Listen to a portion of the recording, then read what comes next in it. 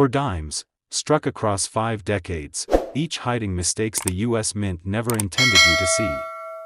From 1967's mysterious misstrike to 1988's unnoticed flaw, from 2004's rare defect to 2016's modern mint mishap, these coins slipped through quality control and into pockets across America. They look ordinary, but some have sold for hundreds, even thousands. The question is, would you recognize one before spending it? The year 1967 was unlike any other for U.S. coinage. Just 2 years earlier, the Coinage Act of 1965 had changed the nation's dimes from 90% silver to a copper-nickel-clad composition. Silver was hoarded by the public, vanishing from circulation almost overnight, and the mint scrambled to meet demand with the new clad coins. To speed production and deter hoarding, they suspended mint marks entirely between 1965 and 1967, meaning no coins bore the P, D, or S that collectors had relied on for decades to trace their origins. Every dime that rolled off the presses during this period looked the same at first glance: same metal, same design, same lack of identifying mark. But hidden among the millions struck in 1967 was a flaw the mint never officially acknowledged. A flaw so subtle it could pass through dozens of hands before anyone noticed. It began innocently enough for a seasoned collector named Martin Hughes. He wasn't looking for anything spectacular, just filling rolls of circulated Roosevelt dimes for his collection. The coins slid through his fingers as they always did, a steady metallic rhythm, until one dime caught the light differently. At first, he thought it was worn, too many years rattling in pockets and vending machines. But when he tilted it, he saw something unusual. The date, 1967, was sharp and bold, but the lettering around it seemed stretched, almost ghost-like. The reverse carried the torch, olive branch, and oak leaves as expected, yet the details were doubled ever so slightly, as if the image had been echoed in a faint whisper of metal. Intrigued, Martin pulled out his magnifier. Under 10x, the doubling was undeniable, particularly in United States of America and 1 dime. It wasn't a common case of machine doubling. The impressions had depth, the kind caused by a true double die strike. How could this happen in 1967, when the mint was pushing out coins at unprecedented speed under such controlled conditions? He checked weight, 2.27 grams, exactly as it should be. He checked diameter, 17.91 millimeters. Everything matched the specs. But this dime was born different. Martin compared it to other 1967 dimes in his collection, even swapping them under identical lighting to ensure it wasn't his imagination. The others looked crisp but normal. This one had the uncanny feel of something unfinished. The more he researched, the stranger it became. The mint, in its rush to meet coin shortages, had worked dies to their limits, often repolishing or reusing them. This sometimes caused hub doubling during die preparation, but finding a dramatic example on a 1967 dime was almost unheard of. No official variety listings confirmed it, yet here it was in his hand. When he quietly mentioned his find to a fellow collector, the reaction was immediate: interest, skepticism, and curiosity tangled together. Could it be an unlisted major variety? Some believed it might have been a transitional slip, an experimental die that had been mistakenly pressed into service. Others whispered about the possibility of leftover silver planchets being struck that year, as had happened in 1965 and 1966. Martin's dime wasn't silver, he tested it, but the mere possibility made the story more enticing. Over the next few years, he kept it mostly to himself. At coin shows, he would bring it out sparingly, watching the expressions of dealers who prided themselves on having seen it all. Some waved it off as minor. Others leaned in, visibly unsettled, as if realizing they couldn't place it in any known catalog. And yet, the offers began, small at first, $25 here, $40 there. It wasn't about the money for Martin, but he couldn't help noticing the pattern. Each time the coin story was told, the interest grew, and so did the value. By the late 1980s, a few numismatic publications began hinting at unconfirmed double dies from the late 1960s, the kind that escaped detection because of the mint's high-volume chaos. Martin's dime fit the descriptions almost perfectly, though no one seemed ready to formally list it. The lack of recognition kept its value volatile, sometimes surging when a collector wanted it badly, other times sitting quietly in his display case like an unassuming relic. In the early 2000s, the coin market shifted. The internet brought niche varieties into the spotlight, and suddenly collectors across the country could compare notes instantly. A single grainy photo of Martin's dime posted on a message board sparked an avalanche of theories. Some swore the doubling was a result of a hub shift during die creation, possibly due to misalignment in the multi-step process used at the time. Others proposed something stranger, that the coin showed traces of a clash die, where two dies struck each other without a planchet between them, then resumed striking coins, leaving faint ghost impressions. But here's where the twist emerged. A Canadian collector reached out, claiming he had a near-identical 1967 dime, only his weighed 2.50 grams, too heavy for clad and suspiciously close to silver weight. Though it was never confirmed by metallurgical testing, the coincidence rattled Martin. Could the mint have accidentally struck some 1967 dimes on leftover silver planchets? And if so, could his double die be part of that same chaotic moment in minting history? The whispers of such a connection drove new interest. Auction houses, usually cautious about unlisted varieties, began quietly courting Martin. One offered a starting bid of $1,200. Another suggested it could go higher if paired with the Canadian collector's heavy dime as a mystery lot. In 2015, during a heated online auction, Martin's dime, by now nicknamed the Phantom Double, surpassed expectations, selling for $2,750 to a private bidder. Its buyer? An anonymous West Coast numismatist with a reputation for acquiring unexplained mint errors. Yet the coin's journey didn't end there. 2 years later, professional grading services began noting previously undocumented 1967 double dies in their population reports. While none matched Martin's exactly, the listings added legitimacy to what had once been dismissed as imagination. Today, his original, Phantom Double, remains a singular piece, its doubling crisp, its surfaces untouched by cleaning, its story intertwined with a period of U.S. coinage defined by haste, secrecy, and transition. Every time it changes hands, its price shifts, sometimes dramatically, depending on who's telling the story. And perhaps that's the greatest part of its allure, a dime that should have been ordinary, made extraordinary by an error no one was supposed to notice, carrying with it the echoes of a chaotic mint and the thrill of discovery that keeps collectors searching pocket change to this day. In 1988, the Roosevelt dime had already been a familiar sight in pockets across America for over 4 decades. Since its debut in 1946, honoring the late President Franklin D. Roosevelt, the coin had gone through changes in composition and minting methods. By the late 1980s, the U.S. Mint was producing hundreds of millions of dimes annually, using high-speed presses and precise automated feeding systems. Yet, even in such a controlled environment, human oversight, machine wear, and timing errors could create anomalies, rare moments when a coin left the presses unlike any other. The 1988 dime was expected to be just another standard-clad piece of copper and nickel, weighing exactly 2.27 grams, with the familiar torch, olive branch, and oak branch on the reverse. But somewhere in the production chain, a few dimes didn't come out quite as planned. One such coin surfaced years later in the hands of an unsuspecting spender.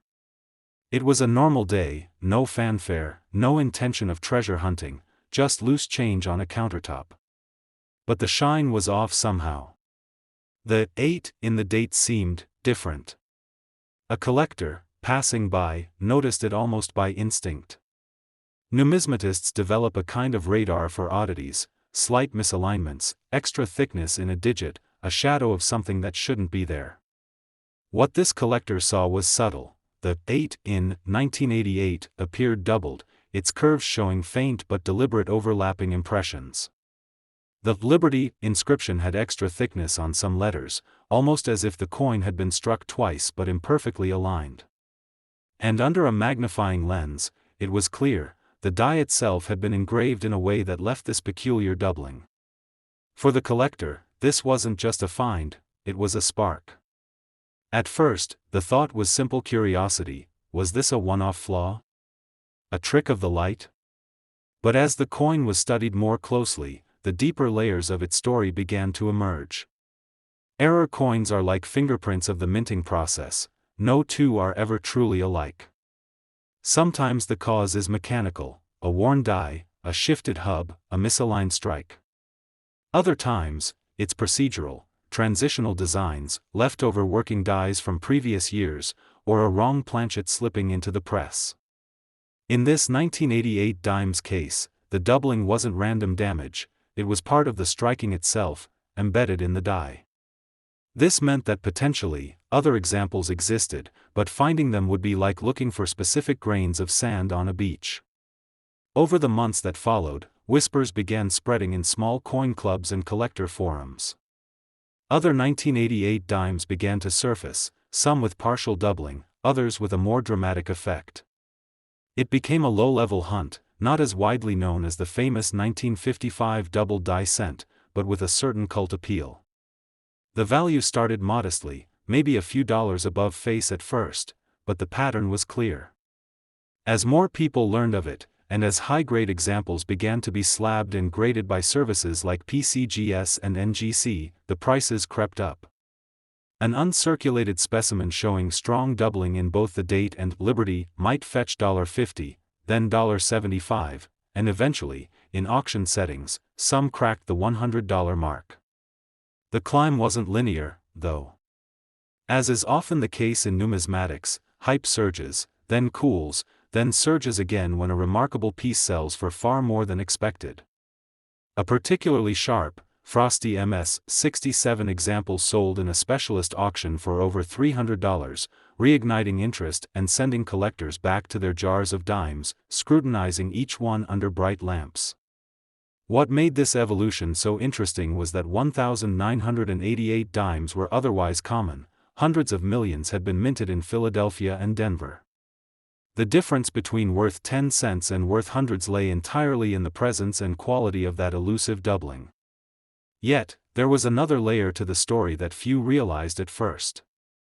While most examples found were from the Philadelphia Mint, a small batch from Denver surfaced with a completely different kind of error, a broad strike, where the collar die failed, allowing the coin's metal to spread slightly beyond its intended diameter, creating a wider, flatter dime with no reeded edge.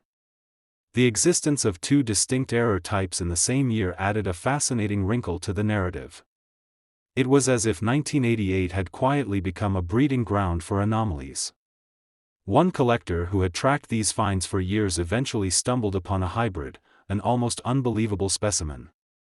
It combined the double die obverse with a broad strike shape. The odds of this occurring were astronomical, since it would require both errors to happen to the same coin in sequence. Yet there it was, authenticated and encapsulated, instantly becoming a one-of-a-kind trophy piece. Its discovery shifted perceptions.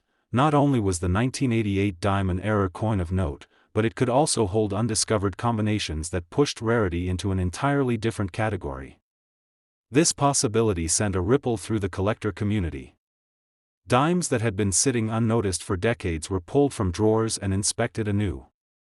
Dealers began advertising, "Check your change for 1,988 dimes, possible double die or broad strike errors." Articles in niche numismatic publications highlighted the dual nature of the year's anomalies. Prices spiked again, particularly for crossover collectors who chased both strike errors and variety coins. The broader impact was even more intriguing.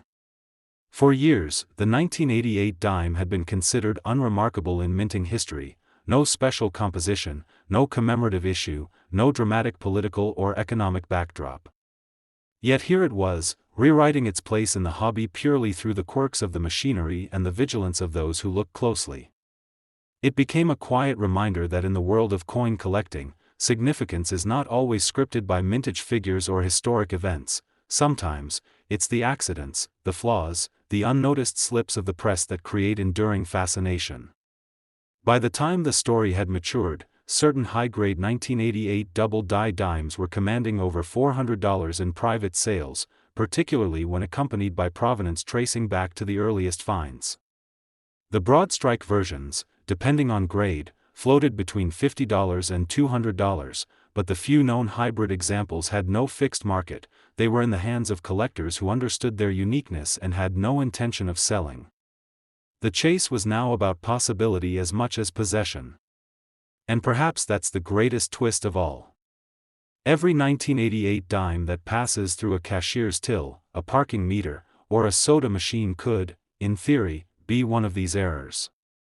The mints never announced them, never recalled them, never even acknowledged their existence in official records. They remain hidden in plain sight, quietly challenging anyone with sharp eyes and steady hands to spot them. In a hobby often dominated by coins centuries old, here was a modern piece that proved the thrill of discovery was still alive, tucked inside the smallest details of a 10-cent coin from 1988.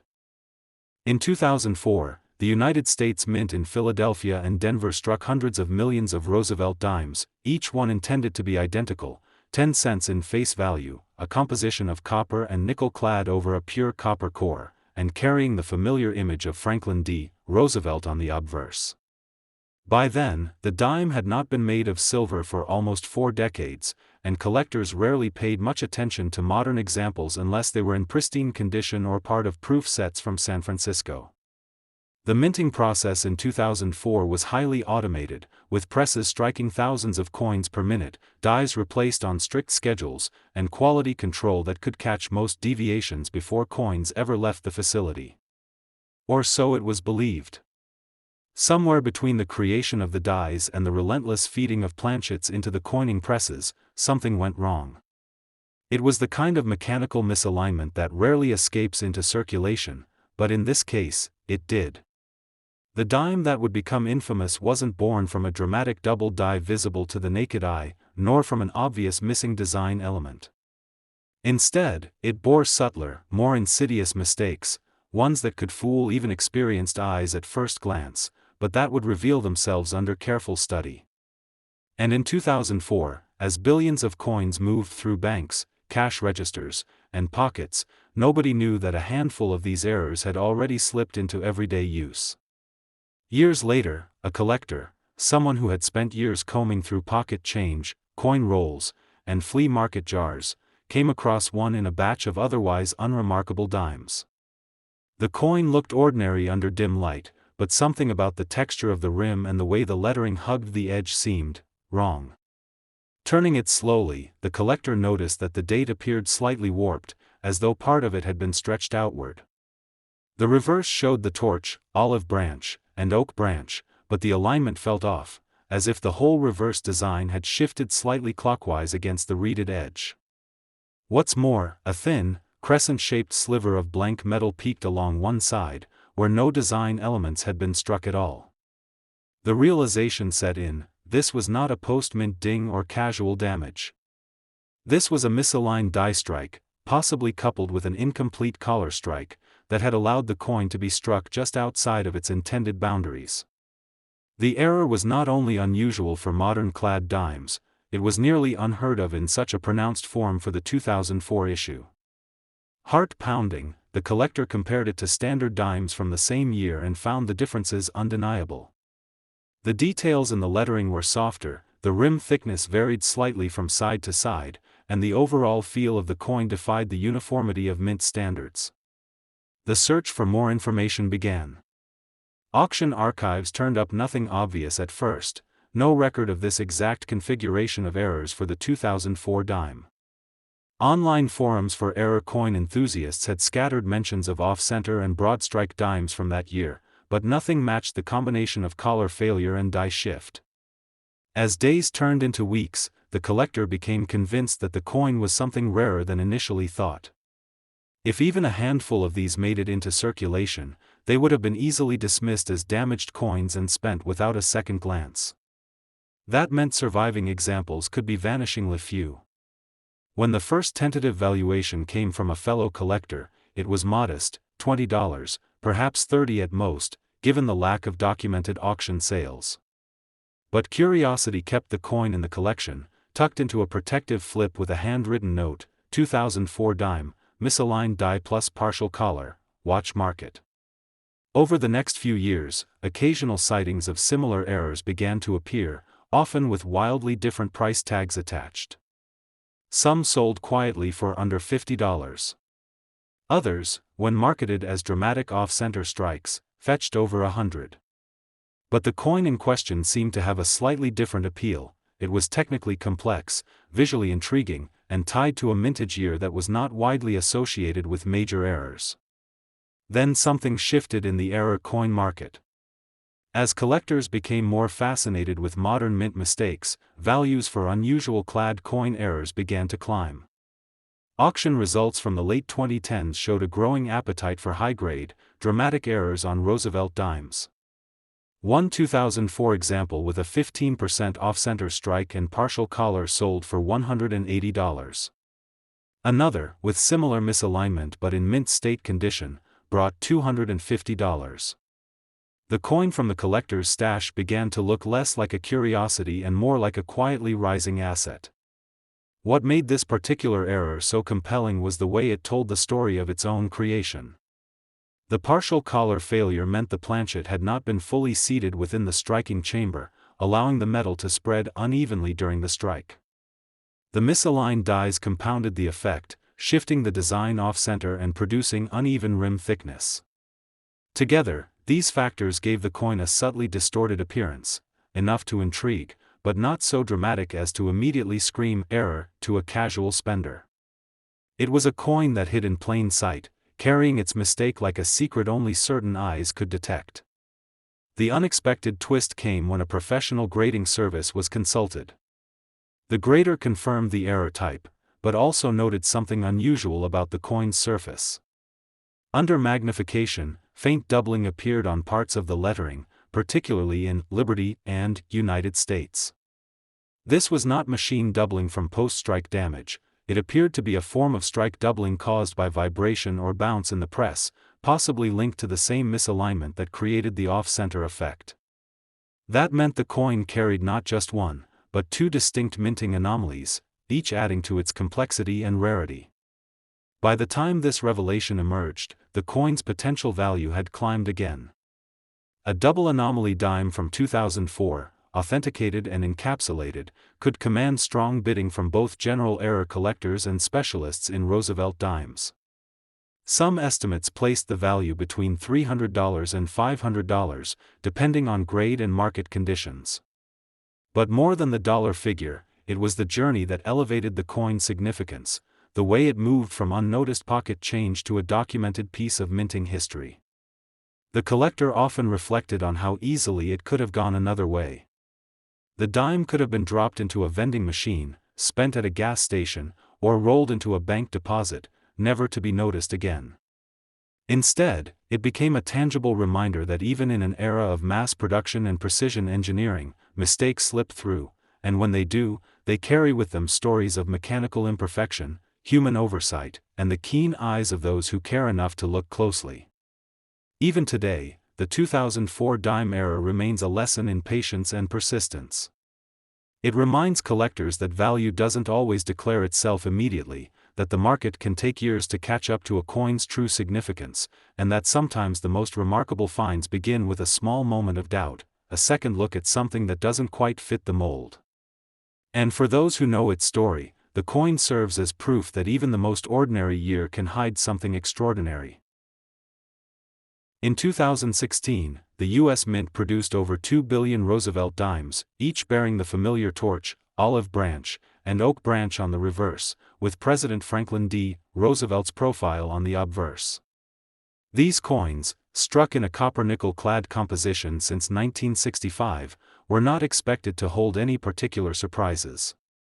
The Denver and Philadelphia mints churned them out at high speed, feeding the nation's endless demand for small change.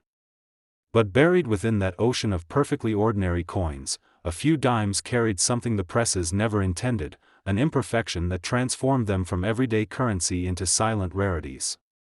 It was not the kind of flaw most people could spot at a glance, yet once noticed, it was impossible to unsee. The conditions in 2016, a year when the Mint was balancing massive production with equipment maintenance, created the perfect environment for this mistake to slip through unnoticed. The discovery came from someone who wasn't even looking for treasure that day. A mid-level coin collector named Brian had stopped at a local gas station, buying a coffee and receiving his change without a second thought. Later that evening, while sorting through coins for his modest collection, his eyes caught something odd on one of the dimes. At first, he thought it was just wear from circulation. After all, coins get scuffed, bent, and scratched every day. But under the soft yellow light of his desk lamp, the details refused to line up. The edges looked incomplete. The reading, the tiny grooves along the rim, seemed missing on one side, fading into a strange, flat surface. His pulse quickened. It wasn't damage. It was something that had been there since the moment the coin was struck. He set the dime aside and pulled out a loop. Under magnification, the truth emerged: the coin's design didn't fit perfectly within its boundaries. The strike seemed off-center, just enough to push Roosevelt's profile dangerously close to the rim, shaving away parts of the lettering. And on the reverse, the torch looked slightly squeezed, as if the die had landed on the blank planchet at an angle. The result was an eerie, unbalanced appearance, part of the coin crisp and bold, the other part faded and incomplete. Brian knew off-center strikes existed for many denominations, but to find one this sharp, in such fresh condition, from a modern year, that was rare. At first, Brian doubted its importance. After all, most coin errors people talk about come from decades past. But a quick search through his reference books revealed a striking absence: few, if any, recorded examples of significant 2016 dime errors. Modern minting quality control was supposed to catch these mistakes long before they reached pockets. His coin shouldn't exist at all. The deeper he dug, the more he realized that an off-center strike from such a recent year, with such a clean appearance, could become highly sought after by error specialists. News of his find spread slowly. At a local coin club meeting, he brought the dime in a small plastic flip, casually passing it around the table. The reactions ranged from polite nods to widened eyes and murmurs. One veteran collector, who had been chasing error coins since the 1970s, set the coin down with a grin. "That's a sleeper," he said. "People don't realize what they're looking at yet. But give it time." That phrase stuck in Brian's mind: give it time. Over the next few months, Brian kept an eye on online auctions, noting that older Roosevelt dime errors from the 1960s and 70s fetched anywhere from $50 to $300 depending on severity. Modern examples, especially those in pristine, uncirculated condition, were slowly creeping upward in price. A similar 2014 off-center dime had sold for $95 the year before. But none matched the striking clarity and rarity of his 2016 find. At first, he guessed it might be worth $100. Then, a small bidding war on a different, less dramatic 2016 example pushed that coin to $180. The pattern was forming. He knew it was only a matter of time before collectors realized they were chasing something that barely existed. The real turning point came when Brian decided to have the dime professionally graded. The submission process felt like sending a child away to boarding school, carefully packing it, shipping it off, waiting for weeks. When the slabbed coin returned, the label read, 2016 D 10 cents, Offcenter Strike, MS65. That combination, modern year, mint mark, sharp strike, high mint state grade, was almost unheard of in the dime error market. The Grading Service's population report confirmed it. Only a handful of 2016 off-center dimes had been documented, and his was among the highest graded examples. Collectors began to reach out privately, offering trades and cash. The offers started modestly, $120, $150, but within a year, a well-known error dealer offered $350 outright. Brian hesitated. The coin had become more than a piece of metal, it was a conversation starter, a marker of the day when a casual purchase turned into an extraordinary find. Still, the offers kept climbing, and auction houses began listing similar coins for $400 to $500. The "give it time" prophecy was coming true. The era itself told its own story. In the high-speed world of coin production, an off-center strike like this meant the planchet, the blank disc before striking, hadn't been properly seated in the collar die. Normally, the collar keeps the coin perfectly in place, ensuring that the design is centered and the edge reading is applied evenly. But in this case, the misalignment allowed part of the design to spill off the edge, leaving an odd, flat border and breaking the symmetry. What made it more puzzling was that modern presses are designed to reject such misfeeds instantly. For this dime to survive minting, inspection, and packaging, and then enter circulation unnoticed, was almost unthinkable. And then came the twist. Months after Brian's coin had been graded, another collector from a different state reported a nearly identical 2016 D-dime error, same off-center strike, same missing edge reading, even the same degree of misalignment. This raised an unexpected question: had there been a brief moment in 2016 when a particular press malfunctioned, spitting out multiple flawed dimes before the issue was caught? Or was it pure coincidence that two such coins survived? If a pocket of errors existed, they might still be out there, hiding in drawers, cash registers, and coin jars. The thought electrified the collecting community, sparking a small wave of modern dime hunts. Brian never did sell his coin. Each year, as he watched the error market shift, he kept it safe in its slab, wondering if another decade would push its value into the thousands. After all, the combination of rarity, condition, and year made it a time capsule of the mint's fallibility, a reminder that even in an age of near-perfect production, mistakes still slip through, waiting for the right pair of eyes to find them.